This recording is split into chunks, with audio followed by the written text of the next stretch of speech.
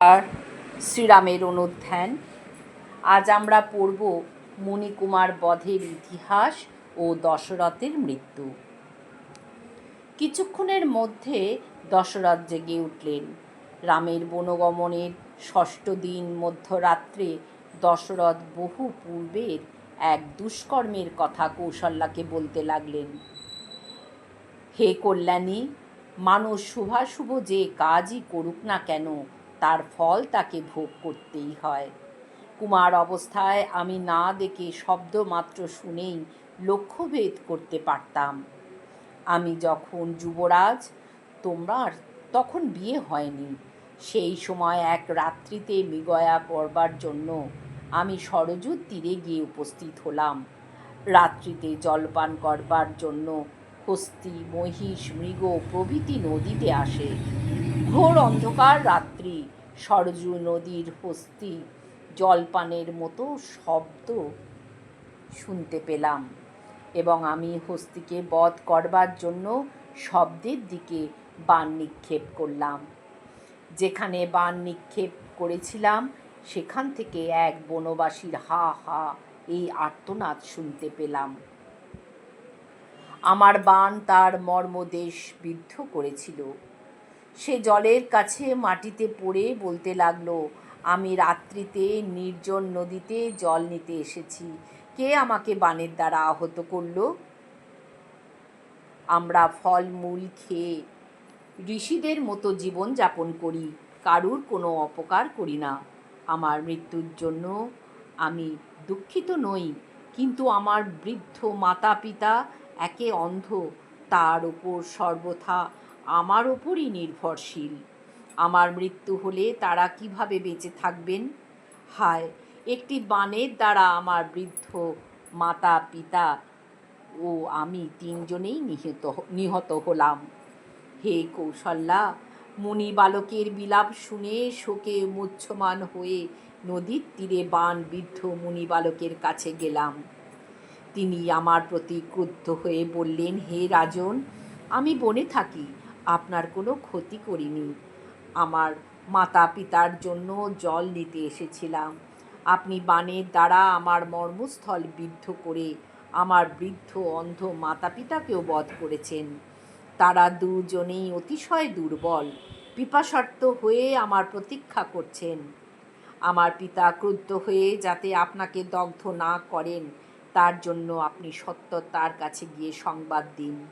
আপনি সেখানে গিয়ে তাকে প্রসন্ন করুন। আপনি আমার মর্মস্থল থেকে এই বাণ উঠিয়ে নিয়ে মরণান্তকর যন্ত্রণা থেকে আমাকে মুক্ত করুন।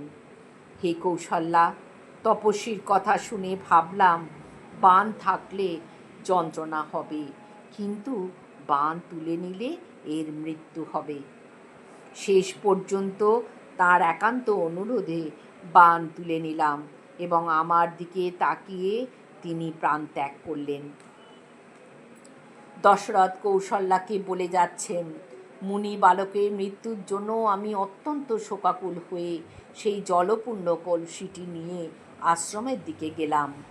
আমার পদর শব্দ শুনে অন্ধ মুনি বললেন, বৎস, এত দেরি হলো কেন? তোমার মাতা অত্যন্ত উৎকণ্ঠিত হয়েছেন।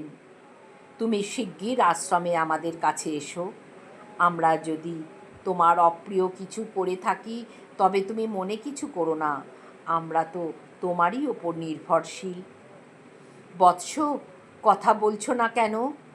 অন্ধ মুনি পিপাসায় কাতর হয়ে এইসব বলতে থাকলে আমি অত্যন্ত ভীত হয়ে বললাম, ভগবান, আমি ক্ষত্রিয়, আমার নাম দশরথ, আমি আপনার পুত্র নই। আমি অত্যন্ত গর্হিত কাজ করে অনুতপ্ত হয়েছি। আমার মুখে পুত্রের মৃত্যুর সংবাদ শুনে তিনি কাঁদতে কাঁদতে বললেন, রাজা, তোমার এই পাপ কর্মের সংবাদ যদি তুমি নিজে না এসে জানাতে, তাহলে তোমার মস্তক শতখণ্ডেই বিদীর্ণ হতো।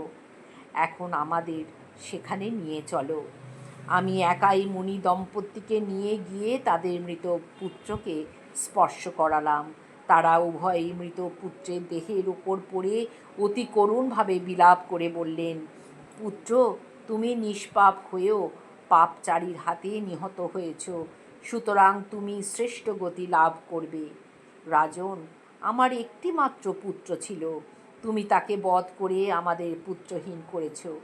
তুমি না জেনে এই কাজ করে ফেলেছ, তাই তোমাকে এখন ভস্য না করে দুঃখজনক অতি দারুণ অভিশাপ দিচ্ছি। আমি যেমন পুত্র শোকে দারুণ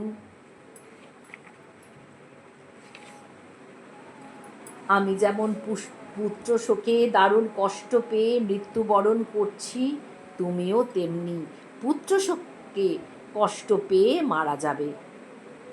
আমাকে অভিশাপ দিয়ে করুণভাবে বিলাপ করতে করতে মুনি দম্পতি চিতায় আরোহণ করে স্বর্গে গমন করলেন। পূর্বের সেই সব স্মৃতি এখন আমার মনে আসছে এবং মুনি বাক্য সফল হতে চলেছে। দশরথ এইভাবে পূর্বকৃত পাপ কর্মের কথা কৌশল্যাকে বলে অতি ভীত হয়ে কাঁদতে কাঁদতে বললেন, পুত্র শোকে আমার প্রাণ বেরিয়ে যাচ্ছে, আমি তোমাকে দেখতে পাচ্ছি না, তুমি আমাকে স্পর্শ করো। রাম যদি একবার আমাকে স্পর্শ করত কিংবা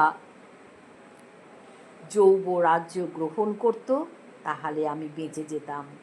এখন আমার ইন্দ্রিয় সমূহ বিকল হয়ে যাচ্ছে। হে রাঘব, হে মহাবাহ, হে ক্লেশহারী, হে পিতৃবৎসল, তুমি আমার রক্ষাকর্তা, তুমি আমার পুত্র, এই সময় তুমি কোথায় গেলে? হা কৌশল্যা, হা সুমিত্রা, তোমরা কোনো দোষ করনি, তোমাদের আর দেখতে পাচ্ছি না। হা কুলনাশিনী কইকেয়ী, তুমি আমার পরম শত্রু। এইভাবে অতি শোকাকুল দশরথ বিলাপ করতে করতে মধ্যরাত্রের পর দেহত্যাগ করলেন। হরি ওম তৎসৎ। শ্রীরামকৃষ্ণার্পণমস্তু।